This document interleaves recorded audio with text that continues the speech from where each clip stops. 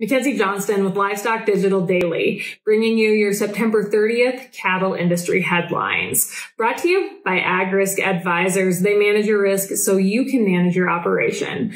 With over 20 years of experience, AgRisk Advisors offers honest and transparent advice. They offer insurance solutions that help you minimize risk and maximize profitability. They might not be able to make it rain, but they can sure ease the pain.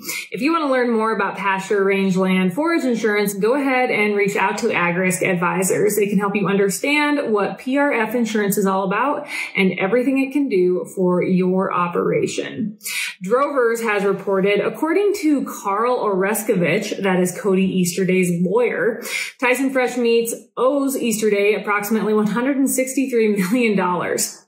An amount almost equal to what Easterday still owes Tyson in restitution. By now, everyone knows who Cody Easterday is, but in case you don't, Cody Easterday is the gentleman out in Washington that defrauded Tyson out of, I believe, over $240 million.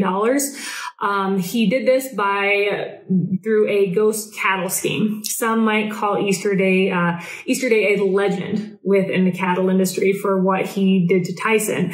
Nonetheless, Oreskovich is claiming Tyson's unpaid debts to Easterday include $100 million for using his name and picture without compensation to sell Cody's beef in Japan. Additionally, Oreskovich alleges that Tyson illegally collected $51 million from Easterday by violating the Packers and Stockyards Act, and the meat giant still owes him almost $12 million in unpaid feed bills. Easterday and Tyson, they entered into a marketing venture with a Japanese company back in 2010 to promote beef from Easterday's Southeast Washington ranching business. Tyson received anywhere from 45,000 to 50,000 head annually from Easterday under the program for at least 7 years, but Easterday was never compensated for Tyson using his name to sell the beef, nor were any of the profits ever shared with Easterday, according to Oreskovich. Oreskovich has asked the judge presiding over the case to postpone a restitution hearing scheduled to be held at the same time as the sentencing. That is October 4th, right around the corner. U.S. attorneys, they did not object to delaying the restitution hearing as long as it doesn't interfere with Easterday reporting to prison, according to court documents. As I reported in recent weeks, the Justice Department has recommended Easterday to a prison term between 10 years and 1 month and 12 years and 7 months.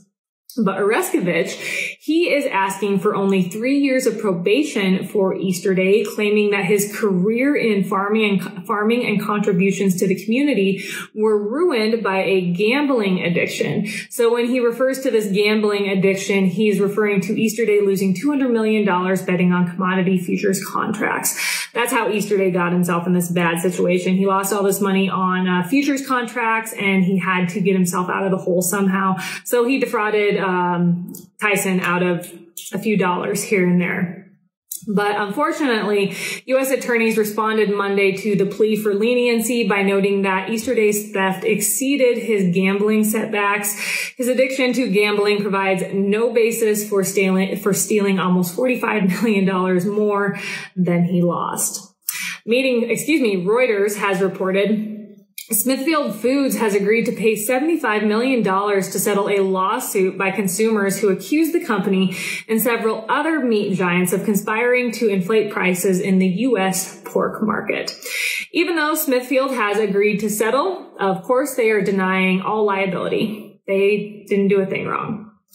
They only settled to avoid the uncertainty, risk, and cost of litigation, according to settlement papers. In previous pork litigation, the meat giant reached settlements of $83 million with so-called direct purchasers, such as Maple Vale Farms, and they also paid $42 million to commercial purchasers, which includes restaurants. The meat giant agreed to provide cooperation that the plaintiff's lawyers claim will strengthen their case against the remaining defendants. And those defendants include Hormel Foods, Tyson Foods, and data provider AgriStats. JBS South America, they were also on this list of defendants, but here a few weeks ago, the Brazilian meat giant agreed to settle and paid $20 million to consumers. That right there, $20 million out of JBS's pocket is a drop in the bucket. That is nothing. And the same with Smithfield, $75 million, absolutely nothing. It is basically a slap on the wrist for the price fixing and all the other corrupt actions that they take in their business. These fines are absolutely nothing.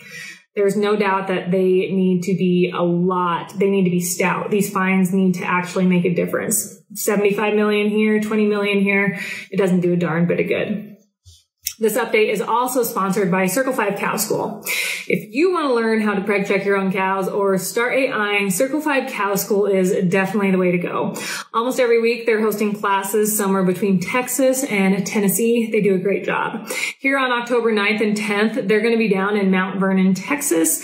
If you're in the area, I encourage you to check it out. Or if you just want to check out their schedule, head on over to their website, circle5cowschool.com. That is the number 5 in there. Or you can go ahead and just give them a follow on Facebook.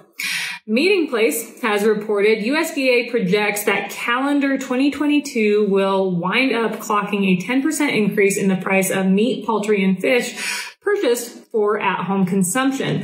The largest price increase in the category in 43 years. Thankfully, price increases in 2023 are expected to moderate to nearly normal levels, with an increase between 2 to 3% for the year, according to USDA's Economic Research Service. Inflation for all food purchased for the home is expected to land right around 11% for 2022. And if that actually happens, that would be the highest rate of price increases since 1974. And finally, the cattle range has reported as of September 19th, the U.S. Drought Monitor classified more than 18% of the land in the western states as experiencing extreme or exceptional drought. The U.S. Drought Monitor data shows that drought in the western states during the summers of 2021 and 2022 exceeded the intensity of all past droughts in the region since 2000. That is all I have for you guys this morning. That is all I have for you guys this week. I hope everyone had a great week. I will be back on Tuesday. I am traveling down to Texas for a wedding this weekend, so I won't be getting back until late on Sunday. So I won't be here on Monday, but don't you worry. I will be back on Tuesday. You guys have yourself a wonderful weekend, and I will catch you later.